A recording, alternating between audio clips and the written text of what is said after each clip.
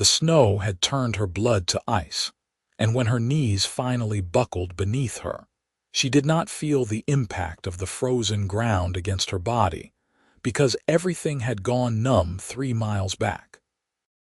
Ruth Foster had been walking for 3 days straight through the worst blizzard the Sierra Nevada had seen in the winter of 1876, and she no longer remembered why staying alive mattered so much.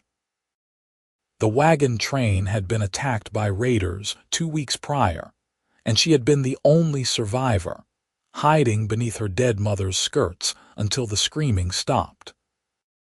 After burying what remained of her family in shallow graves, she had started walking west, following the dimming hope that California meant salvation. Knight's Ferry was supposed to be just beyond the next ridge, according to the map her father had carried, but that ridge kept moving farther away with each step she took. Her vision had narrowed to a pinpoint, and the world had become nothing but white and cold and the mechanical movement of one foot in front of the other. When she fell, she thought perhaps this was a mercy. She was 22 years old and had nothing left to live for anyway. The snow began to cover her dark hair almost immediately, nature already preparing to claim her body. Ryan Fletcher had been checking his trap lines in the foothills when he spotted the dark shape against the white landscape. At first, he thought it might be a deer or elk that had succumbed to the storm, but something about the shape made him urge his horse closer. When he realized it was a woman, his heart lurched in his chest, and he was off his mount before his brain fully processed the decision. He ran the last 20 feet and dropped to his knees beside her, his gloved hands already searching for a pulse at her throat. "Come on now," he said, his voice rough from disuse. He lived alone at his ranch 5 miles from Knight's Ferry and sometimes went weeks without speaking to another soul. "Don't you dare give up on me." The pulse was there, faint but steady, and relief flooded through him so intensely it made his hands shake. He stripped off his heavy coat and wrapped it around her, then lifted her into his arms with practiced ease. She weighed almost nothing, and he could feel every bone through the thin fabric of her dress. Whatever she had been through, it had not been kind. His horse, a sturdy bay gelding named Copper, stood patiently as Ryan mounted with the woman cradled against his chest. It was an awkward position, but he managed, and soon they were moving through the snow at as quick a pace as he dared. His ranch was closer than town, and she needed warmth immediately. The ride that normally took him 40 minutes felt like hours, but eventually the rough-hewn logs of his cabin came into view through the swirling snow. He kicked the door open and carried her straight to his bed, the only bed in the single-room cabin. The fire in the hearth had burned down to embers, and he cursed himself for not banking it better before he left that morning. He laid her on the bed and immediately set about building up the fire, throwing on logs until flames roared to life. Only then did he return to her side and begin the careful process of removing her frozen clothing. Her dress was little more than rags, torn and stained with things he did not want to identify. Beneath it, she wore a thin chemise that was equally tattered. He worked with clinical efficiency, telling himself this was no different than tending an injured animal, but his hand still trembled slightly as he peeled away the wet fabric. Her skin was pale as milk where it was not mottled with bruises and frostbite. Whoever she was, she had been through hell. He wrapped her in every blanket he owned and then heated water on the stove, preparing warm compresses for her frozen hands and feet. He had seen frostbite before, had lost 2 fingers on his left hand to it during his first winter in California back in 1868, and he knew the dangers. Her fingers were white and waxy, but he did not think she had crossed the line into irreversible damage yet. That was something to be grateful for. For the next several hours, he worked steadily, warming her slowly and carefully. Too much heat too fast could cause as much damage as the cold itself. He made broth from dried beef and held her head up to spoon small amounts between her lips, pleased when her throat worked reflexively to swallow. She never woke, but her breathing grew steadier and the terrible grayish cast to her skin began to fade. Night fell, and Ryan found himself sitting beside the bed, watching her sleep. He should have been exhausted after the long day, but adrenaline still sang through his veins. He studied her face in the firelight, cataloging her features. She had a strong nose and high cheekbones, a full mouth that even in unconsciousness held a hint of determination. Her hair, now dry, fell in dark waves across his pillow. She was beautiful in a fierce, unpolished way that made his chest tighten with an emotion he could not name. He dozed in his chair as the night wore on, waking periodically to check on her and feed the fire. Sometime near dawn, he heard a soft sound and opened his eyes to find her staring at him with wide, terrified eyes. "Easy," he said, holding up his hands. "You are safe. I found you in the snow yesterday. My name is Ryan Fletcher, and this is my ranch outside Knight's Ferry."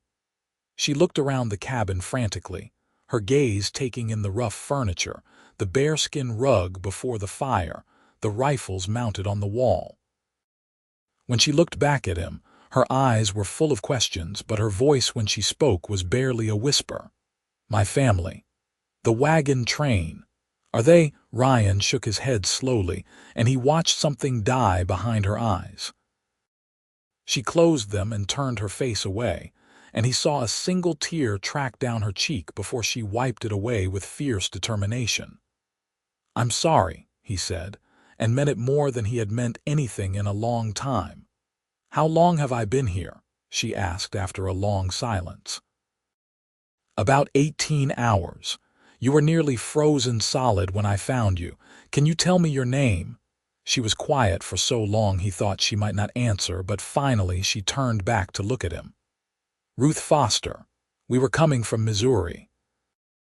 My father heard there was good land in California, that a man could make something of himself here." Her laugh was bitter. "I suppose he was wrong about that. The raiders. They came at night. We had 12 wagons. They killed everyone."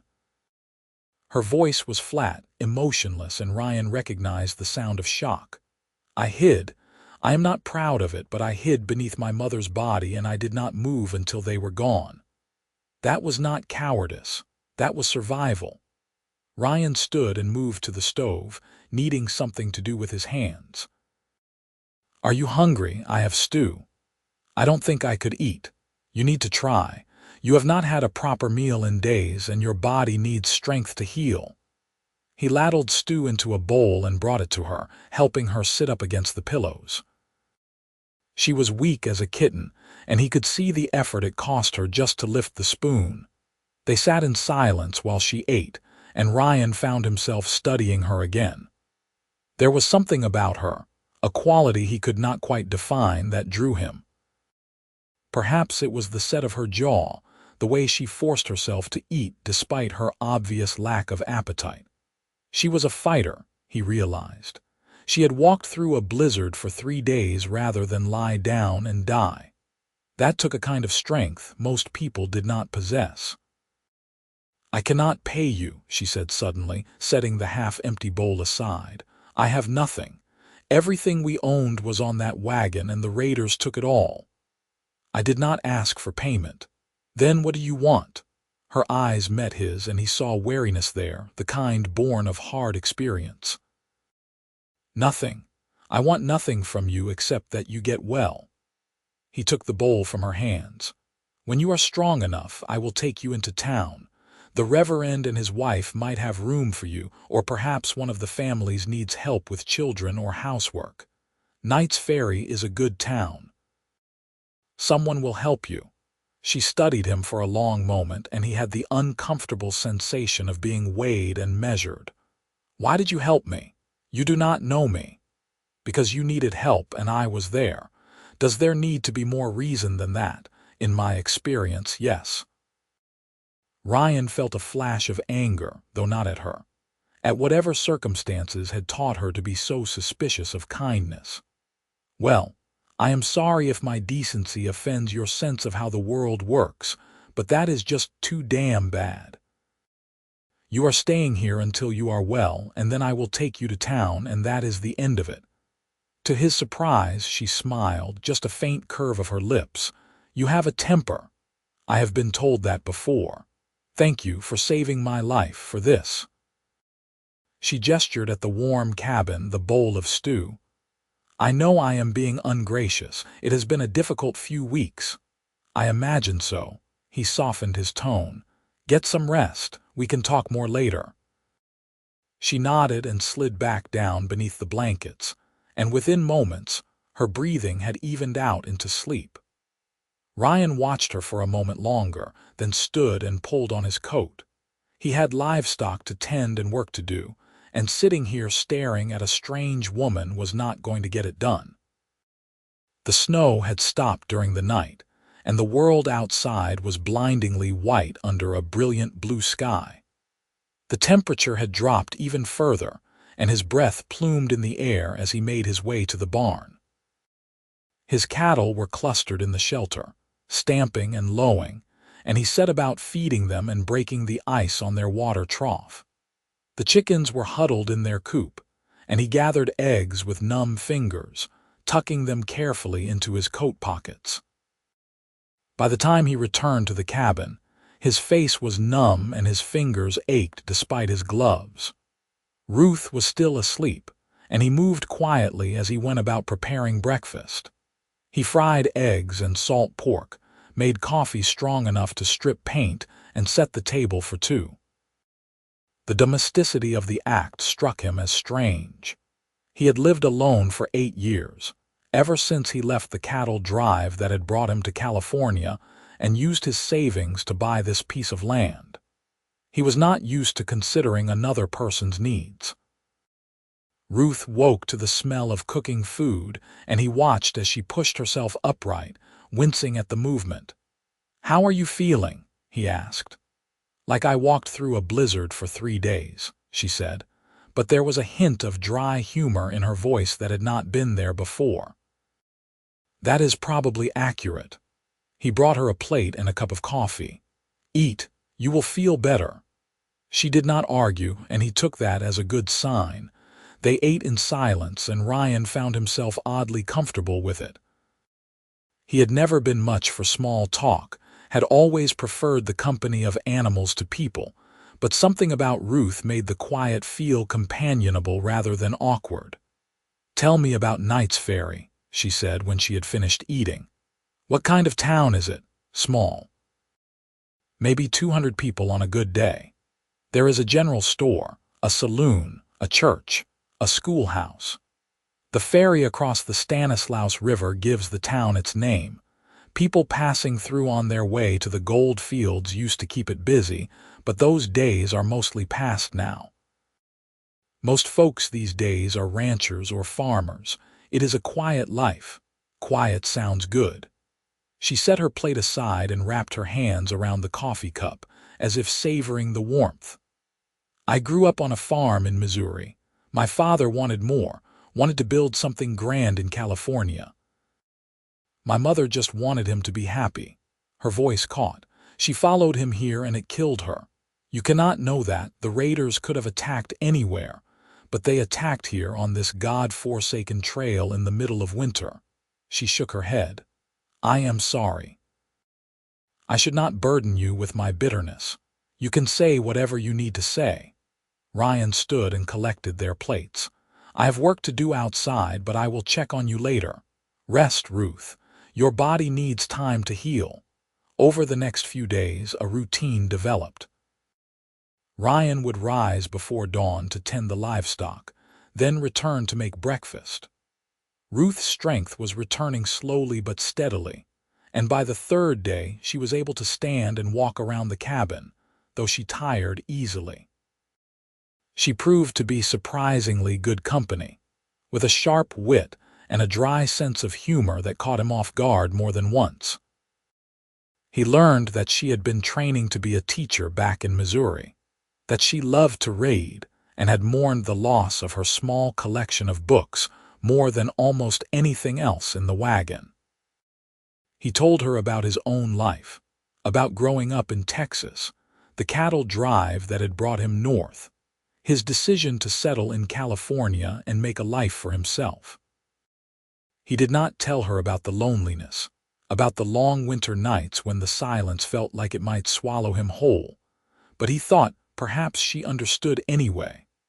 On the fourth day, he rode into town to fetch supplies and to let people know there had been a survivor from the wagon train. The news spread quickly, and by the time he returned to the ranch that evening, he carried messages from 3 different families offering Ruth a place to stay and work.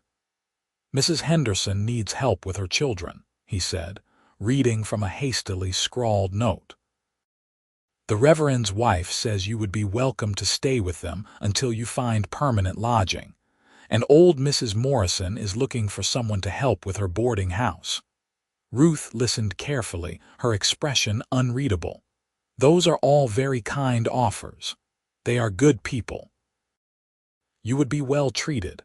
When do you think I should go?" she asked, and something in her voice made him look up sharply. "Whenever you feel ready. There is no rush. I am mostly healed now. I should not impose on your hospitality any longer than necessary. It is no imposition."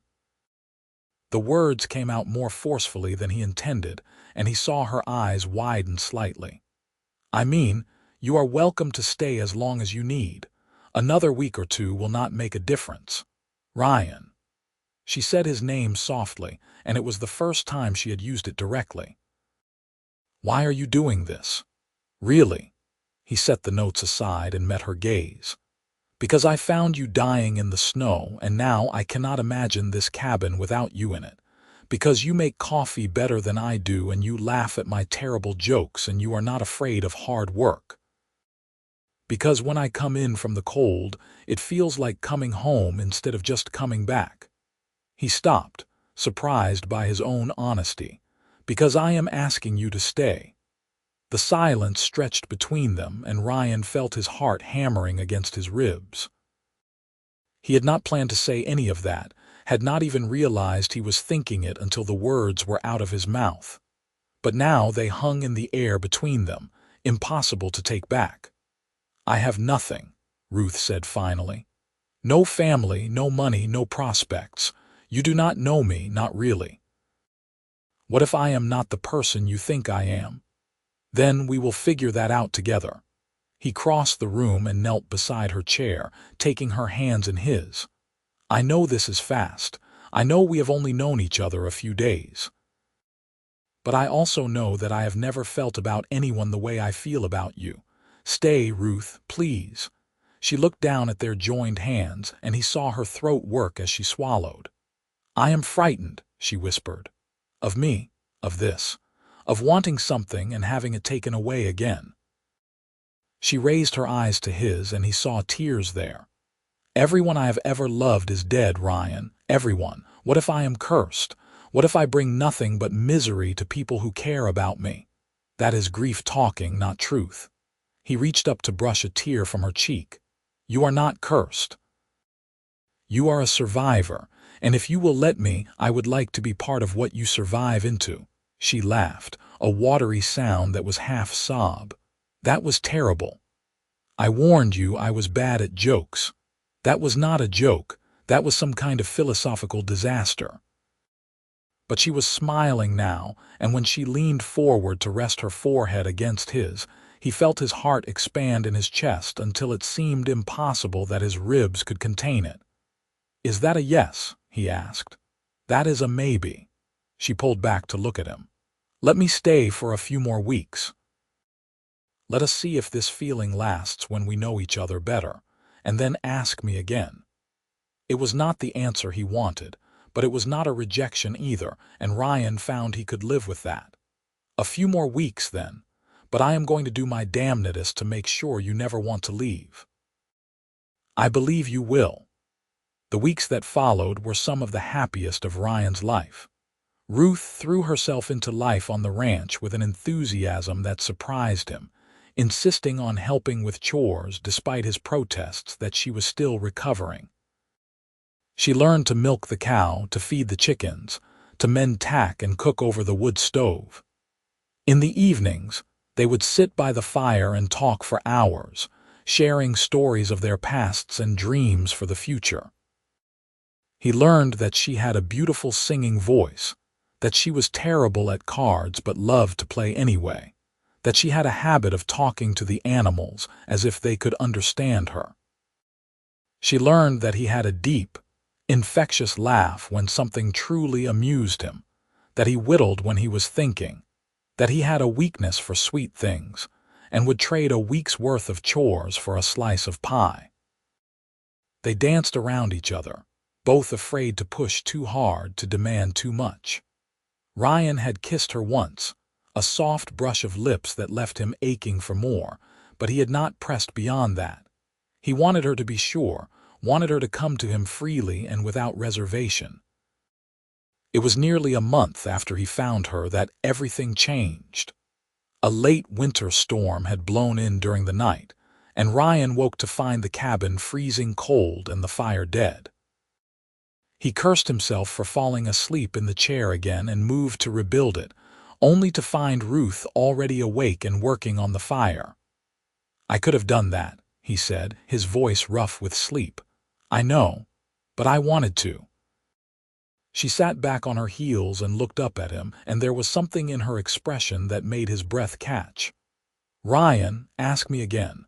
"Ask you what?" "What you asked me a month ago. Ask me again." His heart began to race. "Ruth Foster, will you stay?" "Not as a guest, not as hired help, but as my partner. As my wife, if you will have me." "Yes." The word was simple, but it carried the weight of a promise. "Yes to all of it. Yes to staying, yes to being your partner, yes to marrying you, yes." He crossed the room in 3 strides and pulled her into his arms, kissing her with all the pent-up longing of the past month. She kissed him back with equal fervor, her fingers tangling in his hair, and when they finally broke apart they were both breathless. "I love you," he said, the words feeling both strange and perfectly natural on his tongue. "I know it is too soon, I know I should wait, but I do. I love you, Ruth." "I love you too," she laughed, the sound bright and joyous. "God help me, I love you too." They were married 2 weeks later in the small church in Knight's Ferry, with half the town in attendance. Ruth wore a dress that Mrs. Henderson had helped her sew from fabric Ryan had purchased at the general store, simple but beautiful in pale blue calico. Ryan wore his best shirt, and the suit coat he had not taken out of the trunk in 5 years, and he felt like he might burst from happiness when Ruth walked down the aisle toward him. The Reverend Michaels performed the ceremony with solemn dignity, and when Ryan slipped the simple gold band onto Ruth's finger, he made a silent promise to himself that he would spend the rest of his life making sure she never regretted saying yes. The reception was held at the boarding house, and the whole town turned out to celebrate. There was music and dancing and more food than Ryan had seen in one place in years. Ruth glowed with happiness, and every time their eyes met across the room, Ryan felt that same expansion in his chest, that same sense of rightness. They rode back to the ranch as the sun was setting, painting the sky in shades of orange and pink. Ruth sat in front of him on copper, leaning back against his chest, and Ryan thought he had never seen anything more beautiful than the way the dying light caught in her dark hair. "Are you happy?" he asked as they approached the cabin. "Happier than I thought I could be ever again." She turned her head to look up at him. "Thank you for finding me, Ryan. Thank you for not letting me die in that snow. Thank you for living." He kissed the top of her head. "Welcome home, Mrs. Fletcher." The first months of marriage were an adjustment for both of them. They were both used to solitude, to making decisions without consulting another person, and they had to learn to navigate the small frustrations and compromises that came with sharing a life. but they were both committed to making it work, and slowly they found their rhythm. Spring came to the foothills, melting the last of the snow and painting the world in shades of green. Ryan planted a garden behind the cabin, and Ruth threw herself into learning how to grow vegetables with the same determination she brought to everything else. They worked side by side in the fields, their hands dirty and their backs aching, and Ryan found himself whistling as he worked in a way he never had before. In the evenings, they would sit on the porch and watch the sun set over the mountains, Ruth's head resting on Ryan's shoulder. They talked about everything and nothing, about their plans for the ranch, about the news from town, about the quiet contentment of the life they were building together. One evening in early summer, Ruth took Ryan's hand and pressed it against her stomach.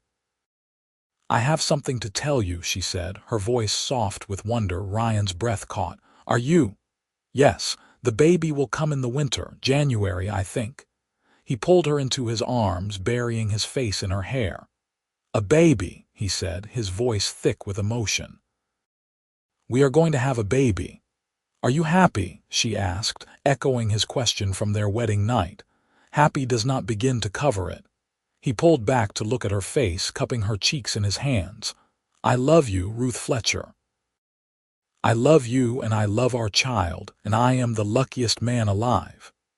She laughed and kissed him, and they sat there on the porch as the stars came out, making plans for the future and marveling at the strange and wonderful turn their lives had taken.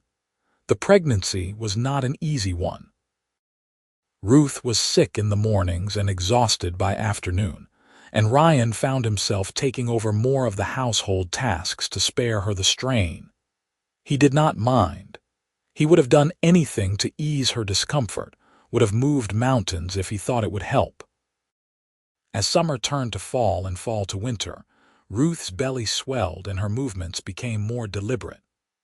Ryan watched her with a mixture of awe and terror, unable to fully believe that soon there would be 3 of them in the cabin instead of 2. He made a cradle from pine wood, sanding it until it was smooth as silk and carving a pattern of wildflowers into the headboard. Ruth sewed tiny clothes and blankets, her expression soft with a contentment Ryan had never seen in her before. She had found peace here, he realized. She had found a place to heal and grow, and he was grateful beyond words that he had been able to give her that. The baby came on a cold January night, exactly 1 year and 3 days after Ryan had found Ruth in the snow. Mrs. Henderson came to help with the birthing, and Ryan paced the barn for hours, unable to stand still, jumping at every cry and moan that came from the cabin. When Mrs. Henderson finally appeared in the doorway, her face tired but smiling, Ryan nearly collapsed with relief. "You have a son," she said. "A healthy boy with a good set of lungs. Your wife did wonderfully." Ryan did not remember crossing the distance to the cabin, but suddenly he was there, kneeling beside the bed where Ruth lay propped up on pillows, a small bundle cradled in her arms. She looked exhausted but radiant, and when she looked up at him, there were tears streaming down her face. "Meet your son," she said, her voice hoarse. Ryan looked down at the baby and felt his world shift on its axis. The infant was tiny, red-faced and squalling, with a shock of dark hair and eyes that were still unfocused. He was perfect, absolutely perfect, and Ryan felt love slam into him with the force of a physical blow. "Can I hold him?" he asked, his voice barely a whisper. Ruth carefully transferred the baby into his arms, and Ryan held his son for the first time, marveling at how small and fragile he seemed. "Hello there, little one," he said softly. "I'm your papa, and that is your mama, and we love you more than you will ever know." The baby stopped crying, his unfocused eyes seeming to find Ryan's face, and Ryan felt tears prick at his own eyes. "What should we name him?" he asked Ruth. "I was thinking Daniel," she said. "Daniel Fletcher.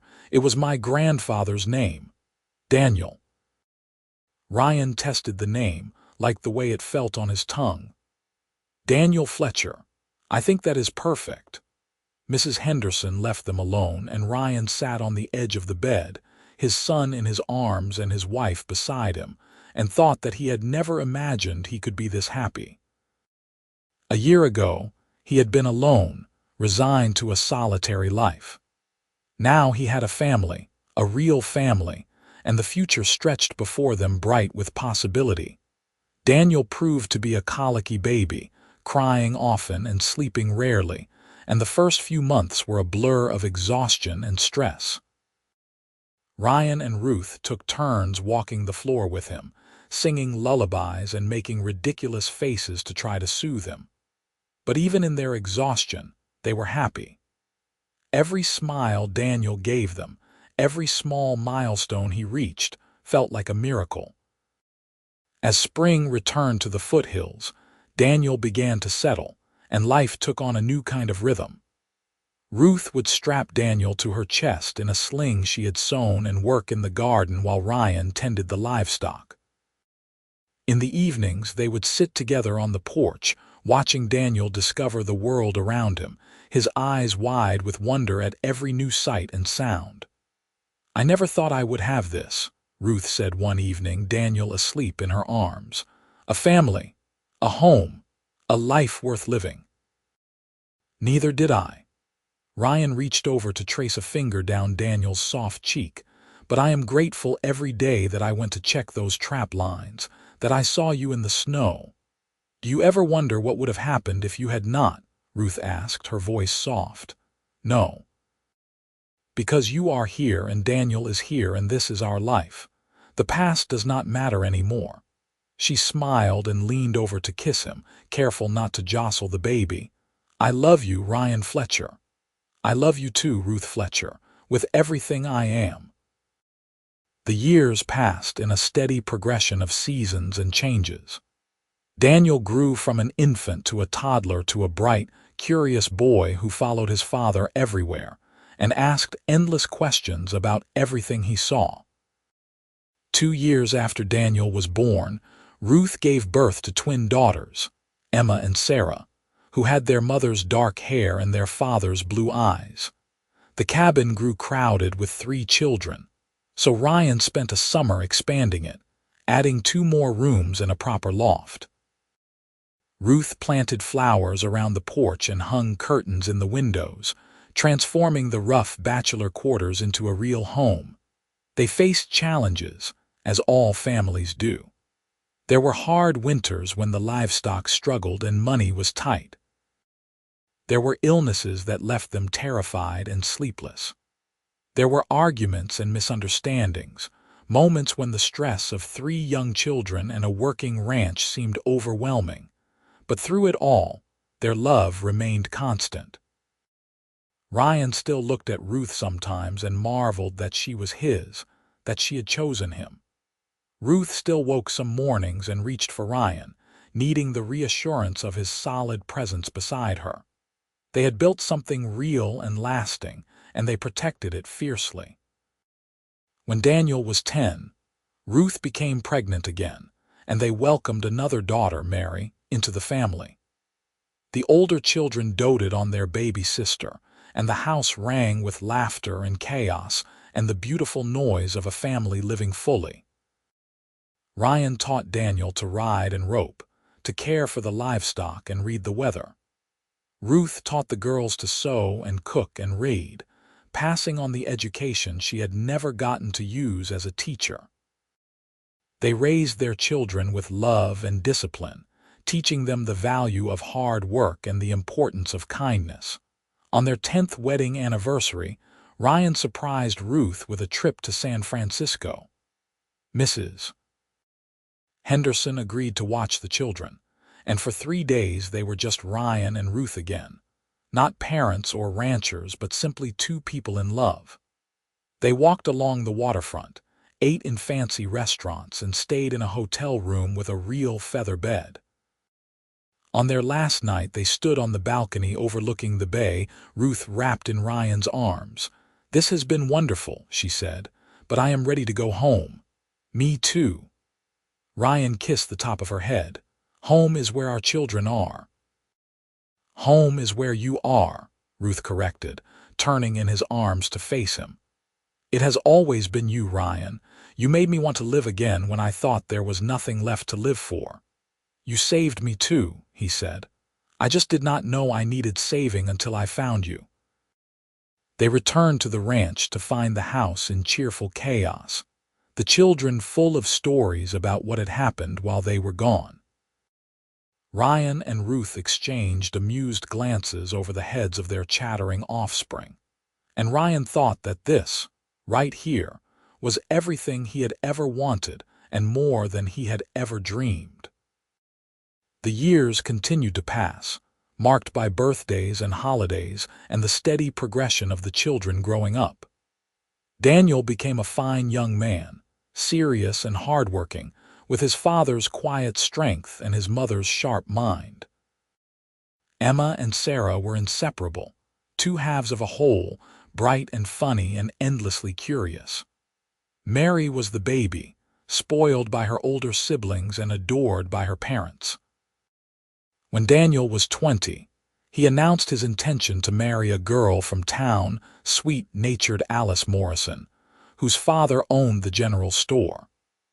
Ruth cried at the wedding, though she insisted they were happy tears, and Ryan held her hand and remembered their own wedding 15 years earlier. 2 years later, Emma married a young rancher from the next county, and Sarah announced her engagement to the schoolteacher shortly after. Ryan found himself simultaneously proud and melancholy, watching his daughters start families of their own. But Ruth reminded him that they were not losing their children, just gaining new members of the family. And as grandchildren began to arrive, he had to admit she was right. Mary showed no signs of wanting to marry, preferring to help on the ranch and care for her aging parents. She was 20 when Ryan turned 60, and he found himself moving a little slower, feeling the years in his joints. Ruth's hair had gone silver, and there were lines around her eyes and mouth, but to Ryan she was as beautiful as the day he had first seen her. They celebrated their 30th wedding anniversary surrounded by children and grandchildren, the ranch house they had expanded twice more full to bursting with family. Ryan looked around the crowded room and felt overwhelmed with gratitude for the life they had built. That night, after everyone had gone home or to bed, Ryan and Ruth sat on the porch as they had so many times before. The stars were bright overhead, and the air was cool with the promise of fall. "You remember the day you found me?" Ruth asked, her head resting on Ryan's shoulder. "Every detail." He tightened his arm around her. "I thought you were dead at first. Seeing you lying in that snow, it felt like my heart stopped." "I was ready to die," Ruth said softly. "I had given up. But then I woke up in your cabin and you were there, and something in me decided to fight again. I am grateful every day that you did. So am I." She lifted her head to look at him. "We have had a good life, Ryan Fletcher, the best life." He kissed her softly. "And it is not over yet. We have years ahead of us still. Years of watching our grandchildren grow. Years of sitting on this porch and counting stars." She smiled. "I cannot think of a better way to spend the rest of my life." They sat in comfortable silence, two people who had found each other against all odds and built something beautiful together. The ranch stretched around them, the result of decades of hard work and love. Their children and grandchildren were happy and healthy, carrying forward the legacy they had created. Ryan thought back to that cold January day 30 years ago, to the moment he had seen a dark shape in the snow and made the decision to investigate. It had been the most important decision of his life, the one that had changed everything. He had saved Ruth that day, but in truth, she had saved him too. She had taught him that love was worth the risk, that family was worth fighting for, that even after the darkest winter, spring would come again. "I love you," he said. the words as true now as they had been the first time he spoke them. "I love you too," Ruth replied, and in her voice he heard echoes of all the years they had shared, all the joys and sorrows and quiet moments of contentment. They sat together under the stars, growing old together as they had always promised, their love a constant in a changing world. And when they finally went inside, it was hand in hand, just as they had been from the beginning and would be until the end. The final years of their lives were gentle ones. Ryan's body slowly gave out, his joints stiffening and his steps growing more careful, but his mind remained sharp, and his love for Ruth never wavered. She cared for him with the same fierce devotion she had brought to everything else in her life, and he let her, knowing that she needed to do this as much as he needed her care. Mary stayed close, running the ranch with her husband, a kind man named Thomas whom she had finally married when she was 25. Daniel visited often with Alice and their 4 children, and the twins came whenever they could, their own families in tow. The ranch house was rarely quiet, and both Ryan and Ruth were grateful for the noise and chaos that signaled life continuing in all its messy glory. When Ryan was 72, he had a stroke that left him weakened but still himself. The doctor said he might have another year, maybe 2 if he was lucky. Ryan took the news calmly, telling Ruth that he had already lived far longer and better than he had any right to expect. "But I am not ready," Ruth said, her voice breaking. "I am not ready to lose you. You will never lose me." Ryan took her hand in his grip weaker than it once was but still steady. "I will be with you always, Ruth. In this house we built together, in the children and grandchildren we raised, in every sunrise over these mountains. You will never be alone. Promise me," she whispered. "I promise." He held on for another year, determined to see one more spring, one more summer on the ranch he loved. He died on a warm August evening with Ruth beside him, holding his hand and singing the lullabies they had once sung to their children. His last words were, "I love you," and his last sight was her face, still beautiful to him after all these years. Ruth mourned him deeply, but not bitterly. She had known from the beginning that their time was limited, that love always came with the risk of loss. But she had never regretted saying yes to him, had never regretted building a life together. He had given her everything, and she had given him the same in return. She lived another 5 years, surrounded by family, still sharp and capable even as her body grew frail. She spent her days in the garden Ryan had planted for her so many years ago, tending the flowers and vegetables with gnarled hands. She told stories to her great-grandchildren about their grandfather, about the cowboy who had found her in the snow and saved her life in every way that mattered. On a cold January morning, exactly 50 years after Ryan had pulled her from the snow, Ruth passed away peacefully in her sleep.